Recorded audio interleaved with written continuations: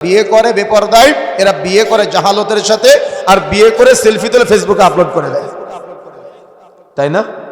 এরা বিবাহ করে, বিবাহ করার পরে স্ত্রীকে মোটরসাইকেলের পিছনে নিয়ে রাস্তায় বেপরদায় ঘুরে বেড়ায়, পুরা রাস্তার জনগণের সম্পদ বানায় নিজের স্ত্রীকে। কেন? এদের মধ্যে শরীয়তের জ্ঞান নাই। তাই সুতরাং প্রিয় বন্ধুরা আমার, যে কথা বলতে চাচ্ছিলাম, মূলত বিবাহ একটা ইবাদত, বিবাহকে ইবাদত মনে করতে হবে।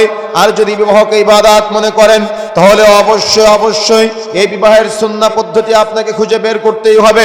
বিবাহের সুন্নাহ পদ্ধতি নিয়ে আলোচনা করতে গেলে কিছু মুরব্বী বলে, একদিন আনন্দ করলে কি হয়, একদিন পাপ করলে কি হয়, একদিন গুনাহ করলে কি হয়। সালাফরা বলেছেন এবং জমহুর উলামায়ে কেরাম এর ব্যাপারে ঐক্যমত পোষণ করেছেন। বিশেষ করে লাজনার মধ্যে এসেছে 18 নম্বর খণ্ডের 173 নম্বর পৃষ্ঠার মধ্যে, যদি কেউ পাপকে ঘৃণা না করে, অর্থাৎ এই যে আপনি এ কথা বললেন, একদিন পাপ করলে কি হয়, একবার পাপ করলে কি হয়, একদিন আনন্দের চলে পাপ করলে কি হয়, এ কথা বলা মানে আপনার গায়রত নাই, এ কথা বলা মানে আপনি পাপকে ঘৃণা করেন না, এ কথা বলা মানে আপনি গুনাহকে ঘৃণা করলেন না। যদি আপনি গুনাহকে ঘৃণা না করেন, তো আপনি বড় অপরাধী হবেন। এই জন্য কখনো এ কথা বলবেন না যে একদিন পাপ করলে কি হয়, একবার পাপ করলে কি হয়। এ কথা বলার কারণে, এই পাপ সংগঠিত হওয়ার কারণে আপনার জাহান্নাম হয়ে যেতে পারে। কথা বুঝতে পেরেছেন? এই জন্য গায়রতওয়ালা মুরব্বী হতে হবে, গায়রতওয়ালা পরিবার প্রধান হতে হবে, গায়রতওয়ালা ব্যক্তিত্বওয়ালা সমাজ প্রধান হতে হবে।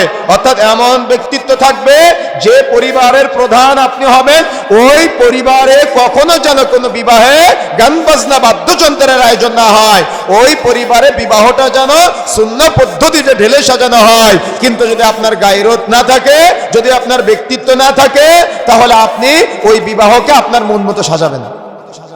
কথা বুঝতে পেরেছেন? আমার কথা বোঝা যাচ্ছে? সুতরাং প্রিয় বন্ধুরা আমার, যে কথা বলতে চাচ্ছিলাম, মনে রাখার চেষ্টা করতে হবে আমাদের, তাহলে এই সুন্নাহ পদ্ধতির বিবাহ এবং প্রচলিত বিবাহের মধ্যে কতটুকু তফাৎ আছে, পার্থক্য আছে, আমরা একটু আস্তে আস্তে ভিতরে প্রবেশ করার চেষ্টা করি। আমরা শুরুতেই জানলাম বিবাহ একটা ইবাদত এবং বিবাহের গুরুত্ব আছে, এ ব্যাপারে আমরা অতিরিক্ত আলোচনায় যাচ্ছি না।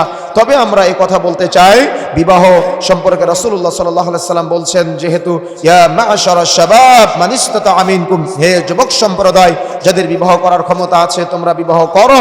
আর এ ব্যাপারে বাবা মার একটা অন্যতম দায়িত্ব আছে, সেটা হলো সন্তানের যখন উপযুক্ত বয়স হয়ে যাবে, তখন বাবা মার দায়িত্ব হলো ওই সন্তানকে উপযুক্ত জায়গায় পাত্রস্থ করা, মেয়েটাকে বা ছেলেটাকে একটা উত্তম মেয়ের সাথে বিবাহ দিয়ে দেওয়া। এটা বাবা মার দায়িত্ব। সন্তানকে 7 দিনের দিন নাম রাখা যেমন বাবা মার দায়িত্ব, সন্তানকে আদর্শিত করা যেমন বাবা মার দায়িত্ব, সেম একইভাবে সন্তানকে উত্তম জায়গায় বিবাহ দেওয়া, এটাও বাবা মার একটা দায়িত্ব। যদি বাবা মা এই দায়িত্ব অবহেলা করে, তাহলে লাজনার মাসআলা অনুযায়ী মনে রাখার চেষ্টা করতে হবে, একজন ছেলে বা একজন মেয়ের উপযুক্ত বয়স হওয়ার পরে যদি বাবা মা তাদেরকে বিবাহ না দেয়, তো বিবাহ বহির্ভূত যত গোপন পাপ করবে, প্রত্যেকটা পাপের একটা করে পাপের ভাগ বাবা মার আমলনামায় লিপিবদ্ধ হবে। এখন আপনি আপনার সন্তানকে বিবাহ না দিয়ে চিন্তা করতেছেন যে আমার ছেলেকে বিবাহ দিলে সে বিয়ে করে বউকে খাওয়াবে কি? কেন? আপনার দাদার বিয়ে হয়েছিল কত বছর বয়সে? দাদির বিয়ে হয়েছিল কত বছর বয়সে? নানির বিবাহ হয়েছিল কত বছর বয়সে? নানার বিবাহ হয়েছিল কত বছর বয়সে? তারা কি না খেয়েছিল? তাদের চরিত্র কেমন ছিল আর আপনার ছেলের চরিত্র কেমন?